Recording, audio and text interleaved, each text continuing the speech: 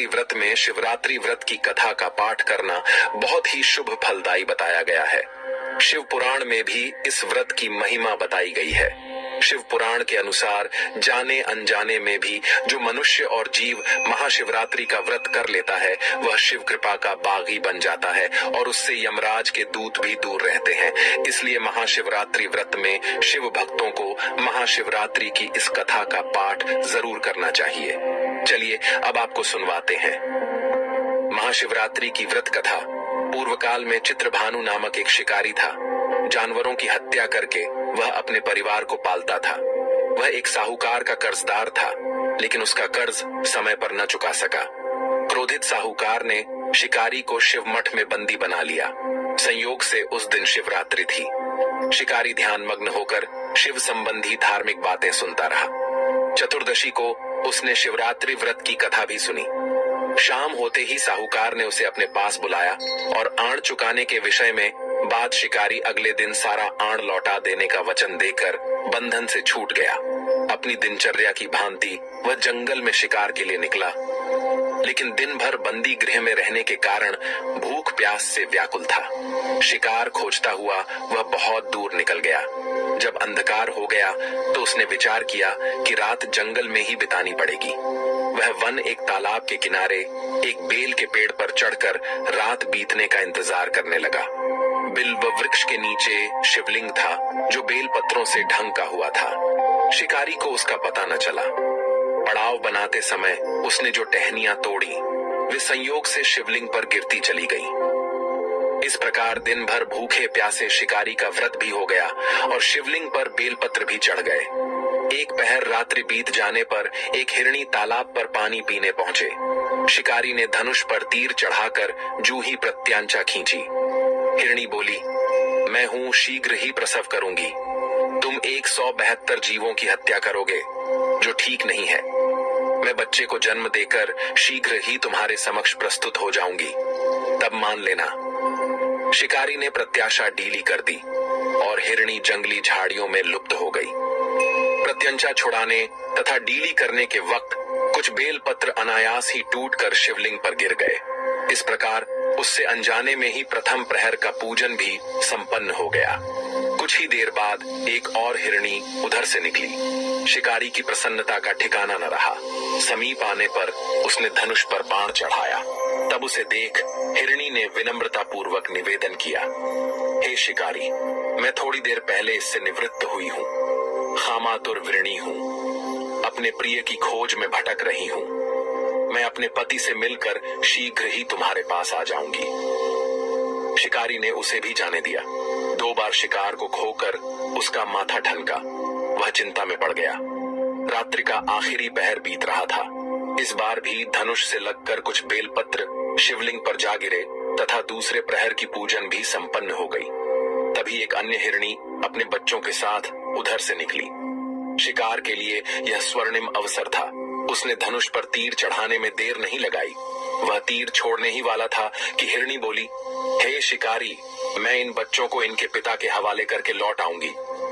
इस समय मुझे मत मारो। शिकारी हंसा और बोला, सामने आए शिकार को छोड़ दूं। मैं ऐसा मूर्ख नहीं। इससे पहले मैं 2 बार अपना शिकार खो चुका हूँ। मेरे बच्चे भूख प्यास से व्यग्र हो रहे हो। उत्तर में हिरणी ने फिर कहा, जैसे तुम्हें अपने बच्चों की ममता सता रही है, ठीक वैसे ही मुझे भी। हे शिकारी, मेरा विश्वास करो। मैं इन्हें इनके पिता के पास छोड़कर तुरंत लौटने की प्रतिज्ञा करती हूँ। हिरणी का दुख भरा स्वर सुनकर शिकारी को उस पर दया आ गई। उसने उसको भी जाने दिया। शिकार के अभाव में तथा भूख प्यास से व्याकुल शिकारी अनजाने में ही बेल वृक्ष पर बैठा बेल पत्र तोड़ तोड़कर नीचे फेंकता जा रहा था। पांव फटने को हुई तो एक हष्ट पुष्ट मृग उसी रास्ते पर आया। शिकारी ने सोच लिया कि इसका शिकार वह अवश्य करेगा।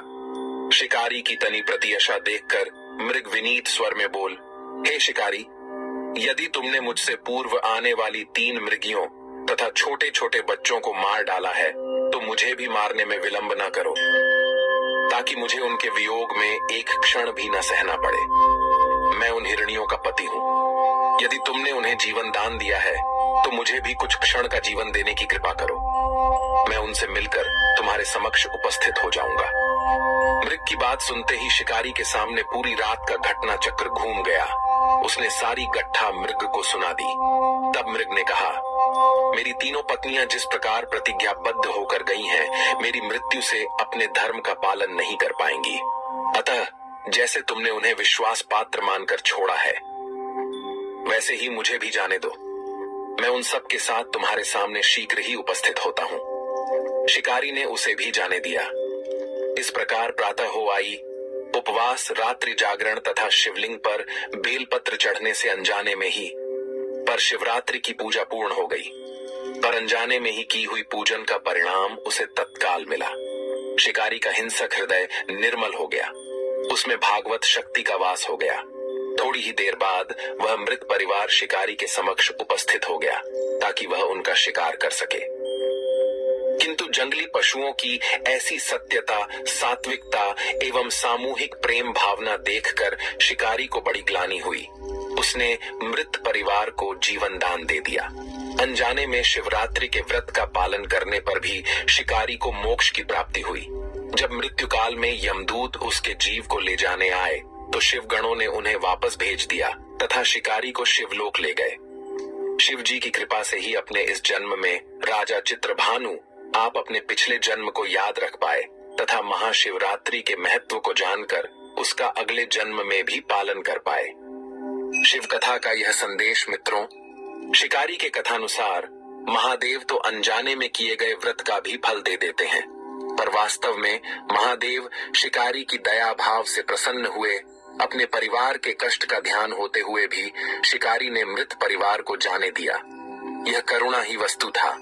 उस शिकारी को उन पंडित एवं पुजारियों से उत्कृष्ट बना देती है जो कि सिर्फ रात्रि जागरण, उपवास एवं दूध, दही, बेलपत्र आदि द्वारा शिव को प्रसन्न कर लेना चाहते हैं। इस कथा में सबसे महत्वपूर्ण बात यह है कि इस कथा में अनजाने में हुए पूजन पर विशेष बल दिया गया है। इसका अर्थ यह नहीं है कि शिव किसी भी प्रकार से किए गए पूजन को स्वीकार कर लेते हैं अथवा भोलेनाथ जाने या अनजाने में हुए पूजन में भेद नहीं कर सकते हैं। वास्तव में वह शिकारी शिव पूजन नहीं कर रहा था। इसका अर्थ यह भी हुआ कि वह किसी तरह के किसी फल की कामना भी नहीं कर रहा था। उसने मृत परिवार को समय एवं जीवन दान दिया, जो कि शिव पूजन के समान है। शिव का अर्थ ही कल्याण होता है। उन अजीवित प्राणियों का कल्याण करने के कारण ही वह शिव तत्व को जान पाया। उसका शिव से साक्षात्कार हुआ। वीडियो अच्छी लगी हो तो लाइक व सब्सक्राइब करना ना भूलें। ओम नमः शिवाय।